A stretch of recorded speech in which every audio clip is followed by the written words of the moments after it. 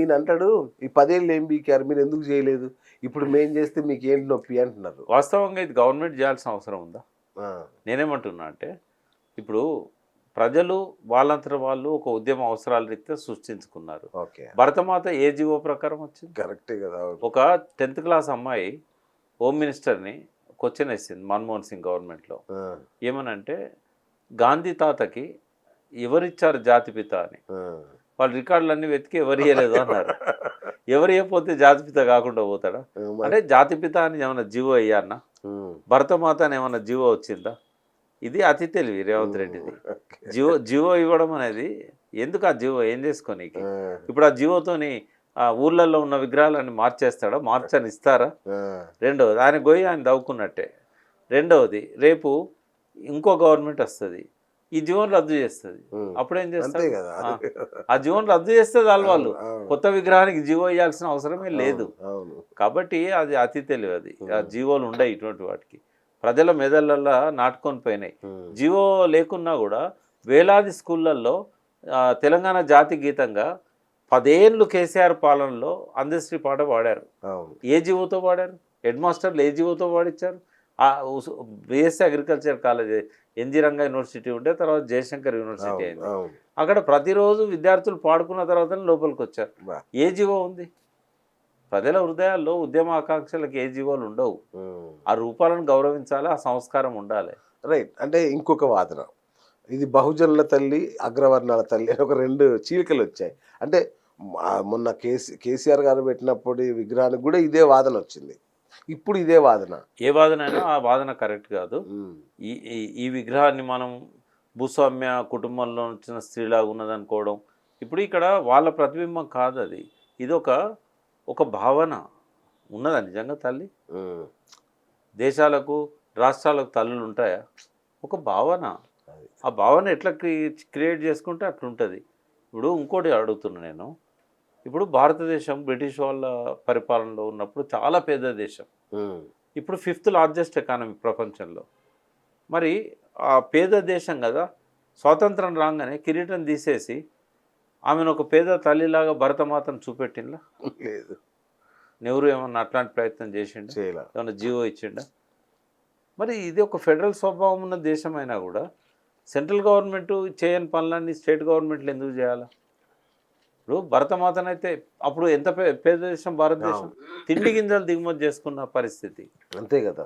అంటే పేదగా ఉన్నప్పుడేమో బట్టలు చింపి ఇట్లా దళిత స్త్రీలాగా బహుజన స్త్రీలాగా పెట్టాలి, ఒకవేళ బాగా డబ్బు వచ్చినాక మళ్ళీ కిరీటం పెట్టాను అని పిచ్చి ఆలోచనలు. నేను అనేది ఏంటంటే ఈ పేద తల్లి ధనిక తల్లి అనేది ఉండదు. ఇదొక ఆరాధనా భావం, ఈ ప్రాంతం పట్ల మమకారం, దేశభక్తి పెంపొందించడానికి చేసింది.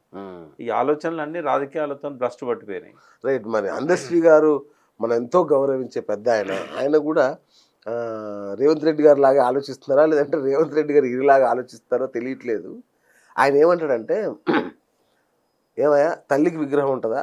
తెలంగాణ తల్లి అంటున్నాం కదా, తల్లికి విగ్రహం ఏంటయ్యా, అది మన కిరీటం ఏంటి అంటాడు ఆయన. దీన్ని ఎట్లా మీరు చెప్తారు? అంటే నేనేమంటున్నా అంటే ఆయన ఒక కళాత్మక హృదయము, గొప్ప కవి.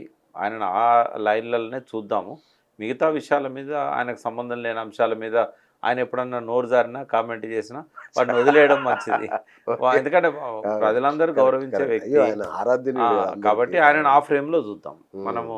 ఇటువంటి వాటి మీద అంటే దీన్ని ఆయన డిజైన్ చేశారంట కదా, అంటే దీని రూపకల్పనలో ఆయన పాత్ర కూడా ఉన్నట్టు. అంటే ఆ మీటింగ్లో ఆయన కూర్చోవచ్చు. ఓకే. అంటే ఆ రోజు ఇది ఒకటే కాదు కదా, జయ జయ తెలంగాణ, తెలంగాణ తల్లి గుర్తు, అన్నిటి మీద డిస్కషన్ వచ్చింది. అంటే నేనేమంటున్నా అంటే ప్రాంతానికి అదొక భావన అనుకోవాలి తల్లి. అయితే ఎందుకు బంగారు కిరీటం ఇట్లాంటివి పెట్టాలి అంటే మనకంతా నరనరణ దేవత అని అంటే ఒక గౌరవభావం జీర్ణించుకొని పోయింది. కాబట్టి ఇటువంటి ఇష్యూస్ అన్నీ వస్తాయి కదా, ధనిక తల్లి, పేద తల్లి, బహుజనుల తల్లి, దళితుల తల్లి, ఇవన్నీ రావద్దు కదా. ఒక దేవత అనే ఒక భక్తి ఆరాధన భావం ఉండాలి, ఉద్యమ స్ఫూర్తిని రగిలించడానికి. అంటే కేసీఆర్ తీసుకున్నది కూడా భరతమాతకు ఒక కాపీ లాగా తీసుకొచ్చాడు. అంతే సార్, నేను చూసా కదా, కర్ణాటక తల్లిని చూసిన, ఒరిస్సా, అందరు తల్లులు కూడా ఒకలాగే ఉన్నారు. ఇప్పుడు ఆంధ్రమాత, తెలుగు తల్లి అందరి కిరీటాలతో. అయితే ఇది మన దగ్గర కొంచెం ఏంటంటే ఎక్కువ స్వేచ్ఛ కోరుకుంటారు కదా, కాబట్టి ప్రతి ఒక్కరు కూడా వాళ్ళ తల్లిని చూసుకోవాలనుకుంటారు. వాళ్ళ తల్లి అక్కర్లేదు, ఈ ప్రాంతానికి ఒక మాత అని అనుకున్నప్పుడు ప్రజలందరూ గౌరవించే వ్యక్తిగా ఉండాలి. నేనైతే కేసీఆర్ గారి డిజైన్ ఏదైతే ఉన్నదో దాన్నే సపోర్ట్ చేస్తా. రేపు ఎవరైనా విగ్రహాలు పెట్టినా కూడా జీవోలను పట్టించుకోకుండా అదే పద్ధతిలో ముందుకు పోతారని నేను అనుకుంటున్నాను. Right sir. అప్పట్లో ఈ విగ్రహానికి కవితలాగా మన కేసీఆర్ గారి కూతురు కవిత గారి లాగా ఉందనే టాక్ అప్పుడు బాగా వచ్చింది. అస్సలు పోలికెళ్ళవు. అంటే టాక్ వచ్చింది.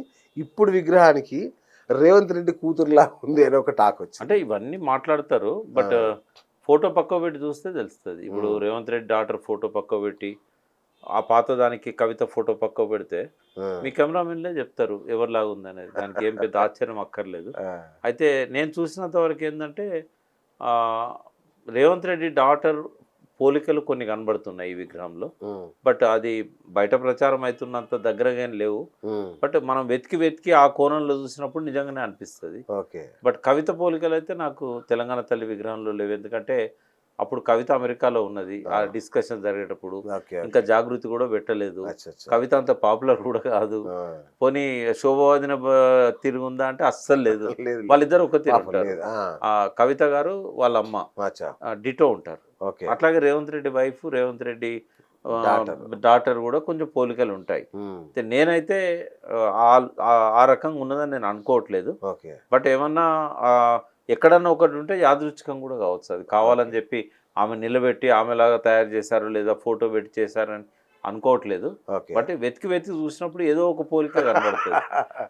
కొంచెం బుగ్గలు పెద్దగా ఉన్నా కూడా మీ ఆమెలాగా ఉంది, కళ్ళు కొంచెం ఇట్లా వెడల్పున్నా ఆమెలాగా ఉంది అనుకోవడం సహజం. బట్ అందులో పోవడం మంచిది. Right sir. అప్పట్లో ఈ విగ్రహానికి కవితలాగా మన కేసీఆర్ గారి కూతురు కవిత గారి లాగా ఉందనే టాక్ అప్పుడు బాగా వచ్చింది. అస్సలు పోలికెళ్ళవు. అంటే టాక్ వచ్చింది. ఇప్పుడు విగ్రహానికి రేవంత్ రెడ్డి కూతురులాగా ఉంది అనే ఒక టాక్ వచ్చింది. అంటే ఇవన్నీ మాట్లాడతారు, బట్ ఫోటో పక్క పెట్టి చూస్తే తెలుస్తుంది. ఇప్పుడు రేవంత్ రెడ్డి డాటర్ ఫోటో పక్క పెట్టి ఆ పాత దానికి కవిత ఫోటో పక్క పెడితే మీ కెమెరామెన్లే చెప్తారు ఎవరిలాగా ఉంది అనేది. దానికి ఏం పెద్ద ఆశ్చర్యం అక్కర్లేదు. అయితే నేను చూసినంత వరకు ఏంటంటే రేవంత్ రెడ్డి డాటర్ పోలికలు కొన్ని కనబడుతున్నాయి ఈ విగ్రహంలో. బట్ అది బయట ప్రచారం అవుతున్నంత దగ్గరగా ఏం లేవు. బట్ మనం వెతికి ఆ కోణంలో చూసినప్పుడు నిజంగానే అనిపిస్తుంది. బట్ కవిత పోలికలు అయితే నాకు తెలంగాణ తల్లి విగ్రహంలో లేవు. ఎందుకంటే అప్పుడు కవిత అమెరికాలో ఉన్నది, ఆ డిస్కషన్ జరిగేటప్పుడు ఇంకా జాగృతి కూడా పెట్టలేదు. కవిత అంత పాపులర్ కూడా కాదు.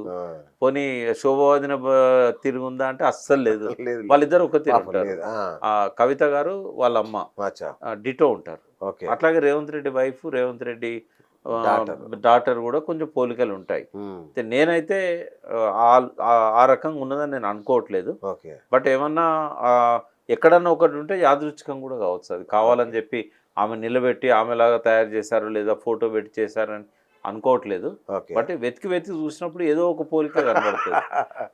కొంచెం బుగ్గలు పెద్దగా ఉన్నా కూడా మీ ఆమెలాగా ఉంది, కళ్ళు కొంచెం ఇట్లా వెడల్పున్నా ఆమెలాగా ఉంది అనుకోవడం సహజం. బట్ అందులో పోవడం మంచిది.